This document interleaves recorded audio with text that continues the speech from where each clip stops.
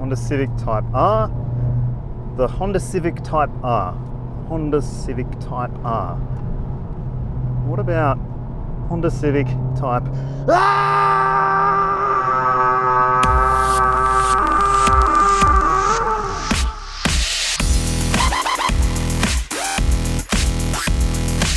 That's the thought that came to mind as I pushed the all-new version of the Japanese brand's iconic hot hatch around the Lausitzring racetrack.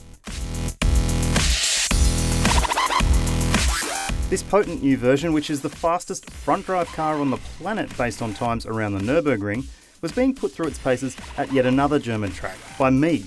What was Honda thinking? So this is it, the all-new Honda Civic Type R, a car with a cult following much like the Volkswagen Combi, well, in some circles at least. And it stays true to the Type R formula, front-wheel drive, manual only, and heaps of power. So Honda brought us here to Lausitzring in Germany to see how all of that works together.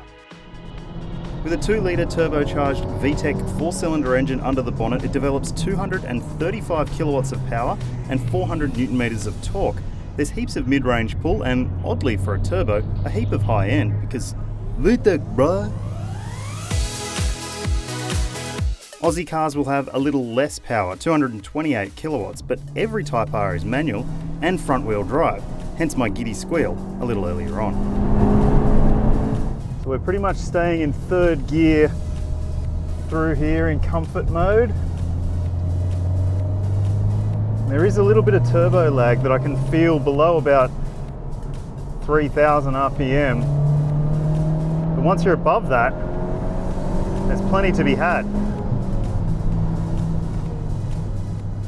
There's a mechanical limited slip differential to keep things shuffling along at the front and torque vectoring to assist you in corners. But the truth is, there's still some understeer because physics, and there's not as much traction as you would have in an all-wheel drive hot hatch.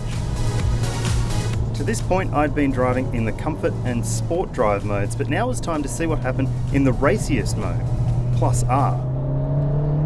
Okay, switching to sport mode.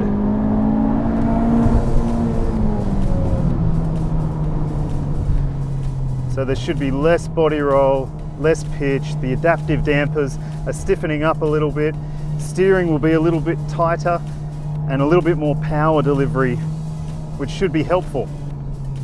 By this point the tyres were warm, but this mode had released its grip on the electronics, which made it feel a little loose. You can feel that the stiffness of the dampers is really making this a little bit more fidgety and stiff was what I meant to say, but I lost my train of thought because I got lost in some corners. The problem with launches like this is you get 5 laps, sometimes less, at full speed, and you don't really know the car until about lap 8 or 10, so... Oh, boo-hoo, right? I'm one of the first people in the world to drive this awesome new car around a racetrack. Any number of laps should be good. But in all seriousness, you get into a new car that you've never driven before, often at a track that you've never been to before, and you're expected to be able to keep up with race car drivers as they lead you around like they've been leading other people around for the last 4 weeks. A few more laps would have been great, is all I'm saying.